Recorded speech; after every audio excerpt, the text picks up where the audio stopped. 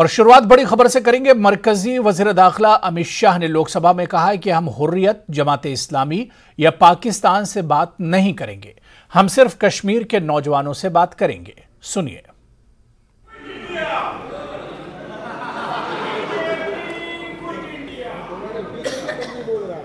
भाई अभी भी सत्यता स्वीकारो, नहीं तो जो होए उसके भी आधे हो जाओ।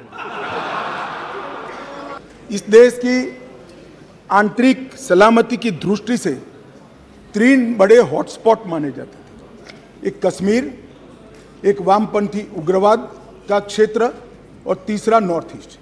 और सालों तक कांग्रेस की सरकार रही, ये चलता रहा। आज मैं स्पष्ट रूप से सदन में कहना चाहता हूं कि कश्मीर की समस्या वोट बैंक की राजनीति और समस्या से आंख मूंदना था। कश्मीर की समस्या सरकारों का ढूलमूल रवैया था। कश्मीर के अंदर 2014 से हमारी नीतियों में परिवर्तन आया। मैं फिर से एक बार कहना आऊंगा,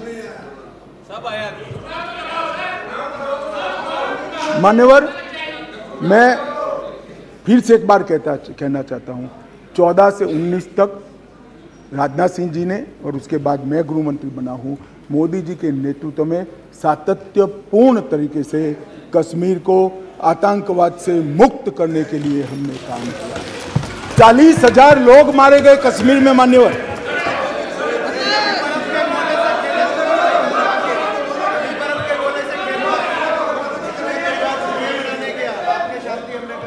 मान्यवर, मेरा एक निवेदन है। मैं मानता हूं कि पार्लियामेंट्री अफेयर्स मंत्री मेरे निवेदन का विरोध नहीं करेंगे।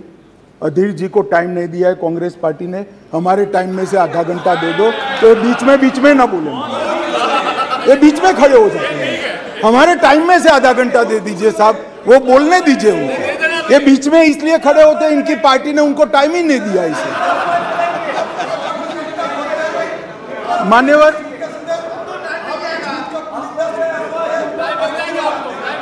नहीं, कश्मीर तो सारी संसदीय समितियां गई है ना, कश्मीर देखा है ना सबने, माननीय गृह मंत्री जी। राजीव बाबू 10 मिनट दे देंगे, हमारा 10 मिनट दे देंगे, बैठो अभी।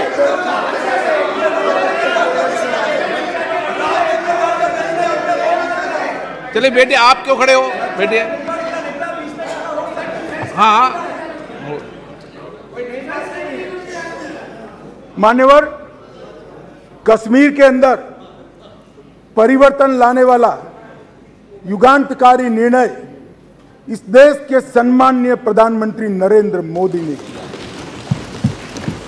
जवाहरलाल नेहरू सरकार की एक भूल थी।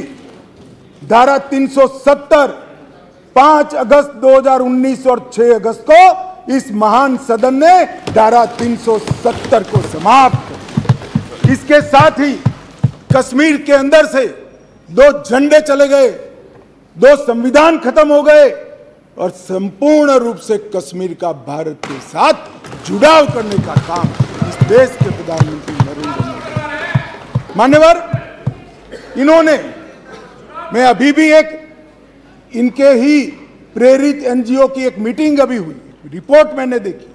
क्या रिपोर्ट कहते हैं? हुर्रियत से चर्चा करो, जमीयत से चर्चा करो, पाकिस्तान से चर्चा करो। हम ना हुर्रियत से चर्चा करेंगे, ना जमीयत से करेंगे, ना पाकिस्तान से चर्चा करेंगे। अगर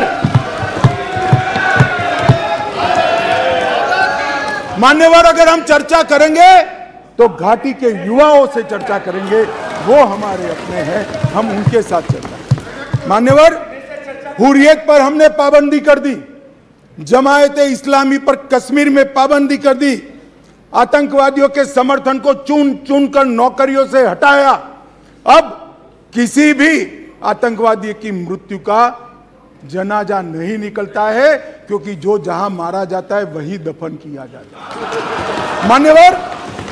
मान्यवर, लखनपुर टोल टैक्स जो हम जैसे कार्यकर्ताओं को, भारतीय जनता पार्टी के करोड़ों कार्यकर्ताओं को सूल की तरह हृदय में चुभता था, वहीं श्यामा प्रसाद मुखर्जी को जहां अरेस्ट किया था, वो लखनपुर टोल टैक्स को समाप्त कर दिया। मान्यवर, राज्य की अर्थव्यवस्था को एकीकृत किया, 2 दरबार की परंपरा समाप्त कर दी गई और 200 करोड़ रुपए को बचाने का काम इन नरेंद्र मोदी सरकार ने। मान्यवर, वहां दलितों को रिजर्वेशन नहीं था, आदिवासियों को नहीं था, पिछड़े को नहीं था। ये सारा रिजर्वेशन देने का काम नरेंद्र मोदी सरकार। मान्यवर, वहां पर महिला आयोग नहीं था, बाल आयोग नहीं था, वहां पर दलित आयोग भी नहीं था।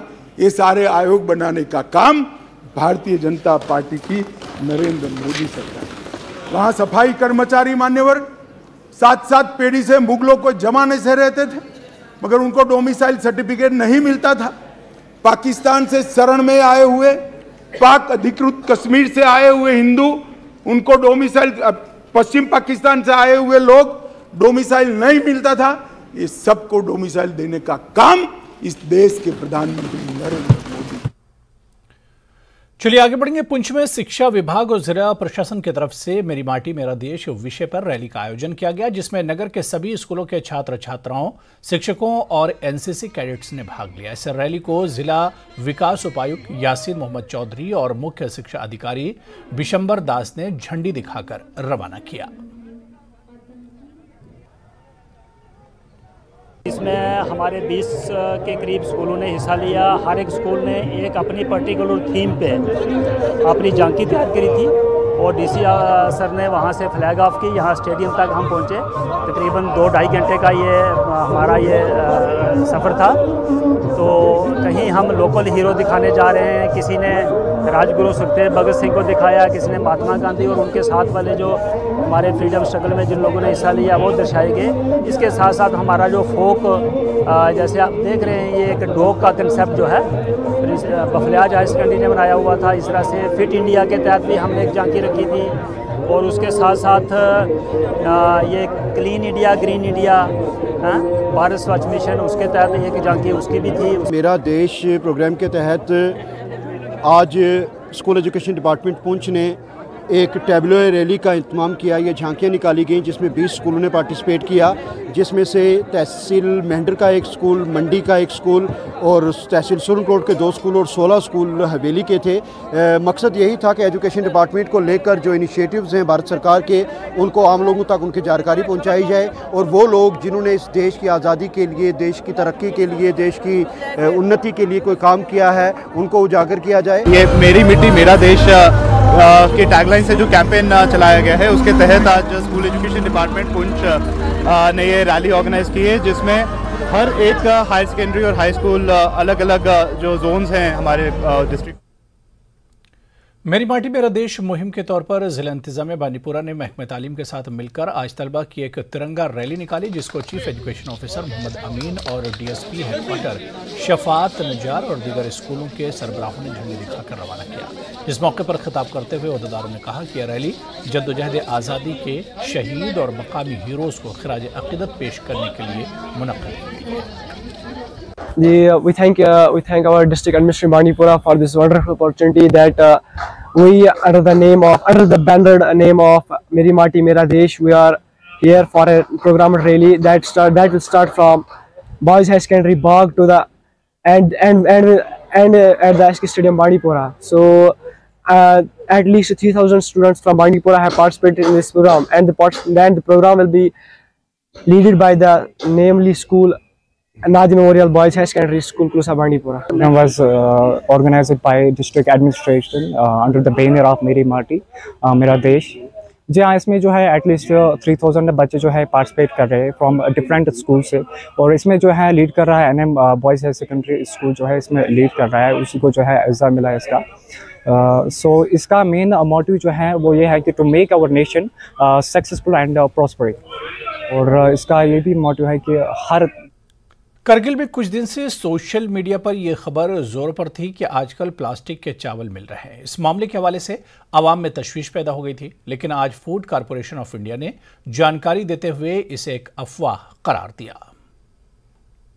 Ngiming kanis Fatima Zevat ngacha han plastic bato otok shitsor plastic bato on duzera ngacha otok shitsor dari ngachi teacher unis ngacha antika khose ya puna ngacha story stance ya puna odo plastic bato men minsuk dona ngacha sari stance ngacha bato ga to saf ba dona ode plastic bato men minsuk ode chichi mix ba zera ngacha sari stance. Assalamu alaikum ngiming pa Zahira Bazevat nga ngi school liming pa government middle school andoin nga di maksad pa FCI rotiang di maksad pa yung spin nga nala solving nga di baton ja plastic ildan yung mata nga chama pa zeren no pata di baton mazo du phangstong den nga chi nga chama nga phangstamat pin daksang di ka nga pata som diang ke jok se jok vitamin sa diang tang mat batyang dona diang khoy nga cha sar pa sap chiba se batol बचन का temperature का option. Thank you. ये FCI जो पहले मैं FCI का ही थोड़ा बता देता हूँ। एफसीआई 1965 में इस्टेब्लिश किया गया है। तो इसका जो ऑब्जेक्टिव है, एक तो हम बफर स्टॉक को मेंटेन करने के लिए एमएसपी जिसको फार्मर्स को डिसाइड करते हैं उसकी हम खरीदारी करते हैं, इसका स्टॉकिंग करते हैं, फिर इसको हम बाकी पूरा डिपो तक जो है या आम आदमी तक जो है इस राशन को पहुंचाते हैं। इसमें हम प्रोक्योरमेंट करते हैं एफसीआई वाले, इसका स्टोरेज करते हैं, फिर इसका हम ट्रांसपोर्टेशन करते हैं या डिस्ट्रीब्यूशन वाले के लिए फिर हम उनको फूड के लिए दे देते हैं। इसमें शोपिया में सड़कों के नेटवर्क को मजबूत किया जा रहा है। शादीमर्ग तक केलर रोड को सिंगल लेन से डबल लेन में अपग्रेड किया जा रहा है। आवाम की मांग पर पीएमजीएसवाई ने सड़क को चौड़ा करने के साथ साथ मैग्नेमाइजेशन का अमल भी जारी किया है। मकामी लोगों ने तरक्याती इक़दाम पर जिला इंतजामिया का शुक्रिया अदा किया।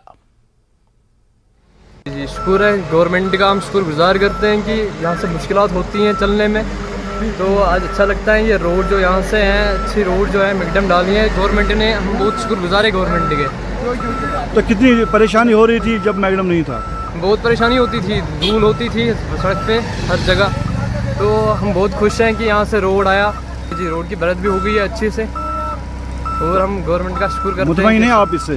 हाँ जी, बहुत मुतमईन है, सारे गांव वाले मुतमईन है इससे, तो ओबियसली मैं भी मुतमईन हूँ। शुक्र अल्लाह ताला को ऐसे मान वरी पत वरी आसान खराब, मगर यूँ बड़ बेहतरीन त्रावन बड़ आयस मज त्रावन खजरस मज त्रावन सड़क जैसरस मज असल पे बिल्कुल ठीक पे।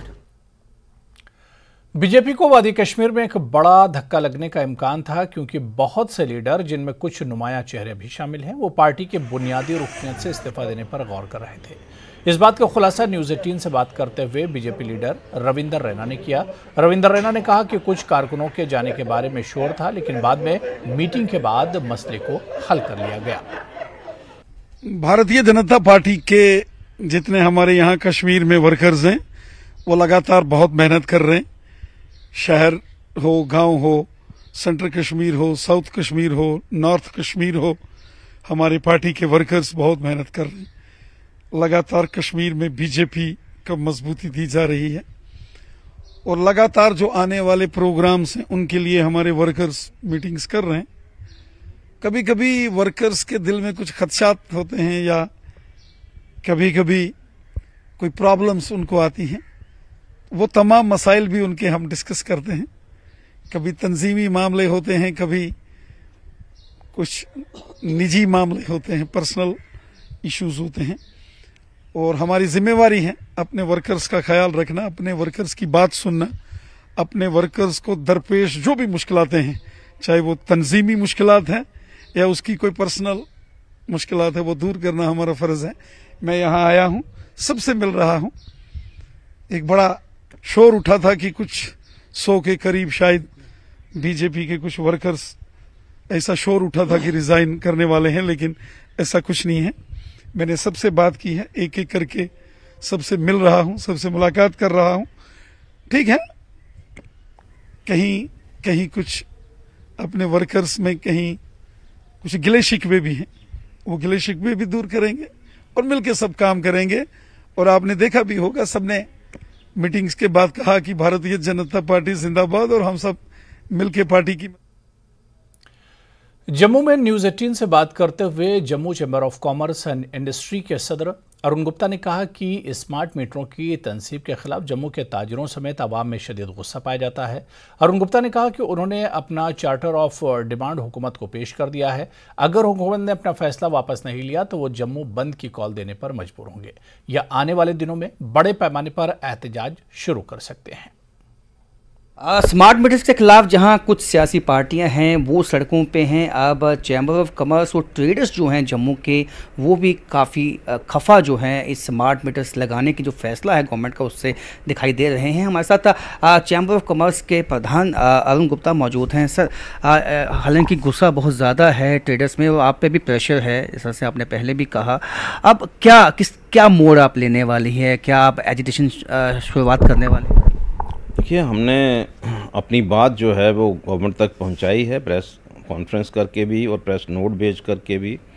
अभी हम लोग परसों एमडी हाउसिंग से मिले, अपना पीडीसीएल से मिले थे और उनसे भी हमने अपनी बात जो है उनके सामने भी रखी। अभी की मैं कल भी मीटिंग में जाना चाहता था, टाइमिंग जो है सुबह 10:30 बजे से 5 बजे तक था, लेकिन आफ्टर लंच उसको कंक्लूड कर दिया गया। अभी मुझे जो ये था कि मैं 3 बजे वहाँ पर जाऊँगा, जब रश कम होगा हम अपनी बात रखेंगे। देखिए, बात सीधी है, हमारा कोई इशू जो है उसको समझने की ज़रूरत है, उस पर ना तो कमेंट करने की ज़रूरत है ना क्रिटिसाइज़ करने की ज़रूरत है।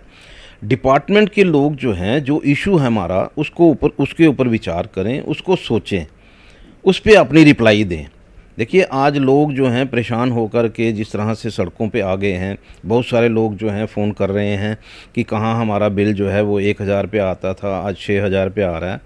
उसके कारण जो हैं ये गवर्नमेंट का काम है, ये अपना डिपार्टमेंट का काम है कि भाई ये सारे कंज्यूमर जो हैं, जो ऑनेस्टली जो भी वो कंजम्पशन लेते हैं उसको वो पे कर रहे हैं, उन लोगों को सेटिस्फाई करना जो है वो डिपार्टमेंट।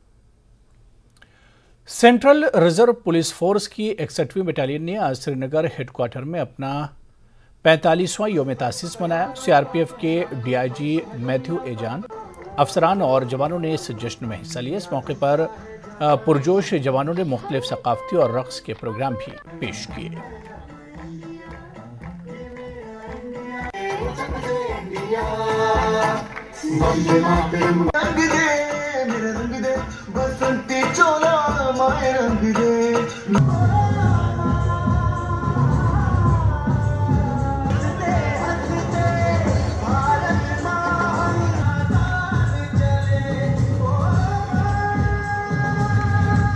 तत्पर रहते हैं।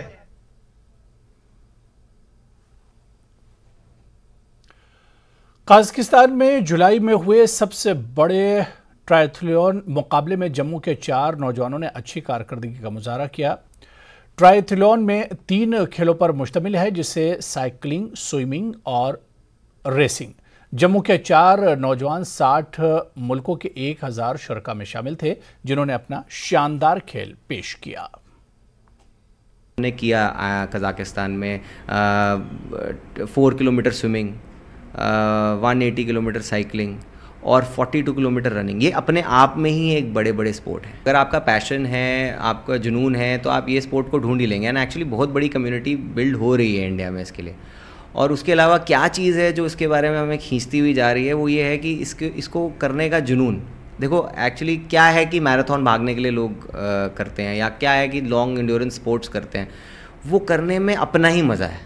एक्चुअली क्या है कि जब आप ये इसको करते हैं तो आपको ना एक अच्छा गुड फीलिंग आती है, एक सेंस ऑफ अचीवमेंट आती है, और ये कोई आसान चीज़ नहीं है। और इसको करने के बाद ना आदमी को ऐसा लगता है वो कुछ भी कर सकता है। तो इसके लिए आई थिंक ये एक रीज़न है जो आपको खींचता है इस स्पोर्ट। अगर आप एक स्पोर्ट्समैन हैं तो आप एक सारे दिन ट्रेन कर सकते हैं, आप सारे दिन उसको लिए। हिम्मत और हौसले की इबारत लिखने वाली हरियाणा की एक ऐसी बिटिया की कहानी आपको बताते हैं जो कभी हादसे में पैरालिसिस के शिकार होने के बावजूद वर्ल्ड लेवल के पारा एथलेटिक्स चैंपियनशिप में मेडल जीत चुकी हैं। आप भी देखिए पूजा की एक कहानी और मुझे दीजिए इजाजत। नमस्कार।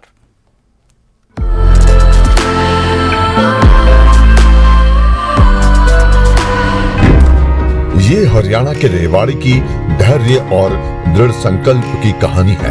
पूजा यादव 17 साल की उम्र में कुएं में गिरने के बाद लकवाग्रस्त हो गई थी। 11 साल तक बिस्तर पर रहने के बावजूद 4 महीने के प्रशिक्षण के बाद पूजा एक चैंपियन के रूप में उभरी। राष्ट्रीय खेलों और पेरिस में विश्व पैरा एथलेटिक्स चैंपियनशिप में प्रतिस्पर्धा की, जहां उन्होंने जेवलिन में कांस्य पदक जीता। पूजा का कहना है कि 11 साल तक बिस्तर पर बिताए गए दिन उनके जीवन के सबसे कठिन दिन थे।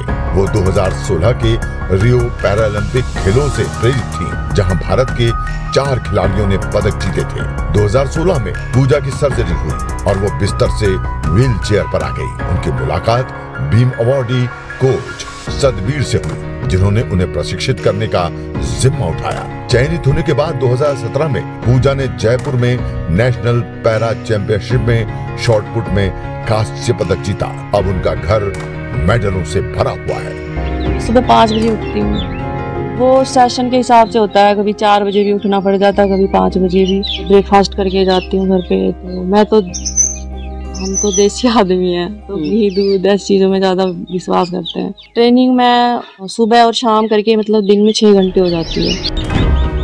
पूजा को एशियाई खेलों में भाग लेने के लिए चुना गया है और वो प्रशिक्षण में व्यस्त हैं। अक्टूबर में पैरा एशियन गेम्स है, उसके लिए मैंने क्वालिफाई किया है। पैरालंपिक्स भी है, तो मेरी दिल इच्छा है कि मैं पैरालंपिक्स में मेडल लाऊं और देश का नाम रोशन करूं, परिवार का भी। पूजा का सपना भारत के लिए गोल्ड मेडल लाना है। वो कहती है कि सफल होने के लिए सभी बाधाओं को पार करने के लिए मानसिक रूप से मजबूत होना जरूरी है। वो देश के लिए एक सच्ची प्रेरणा है।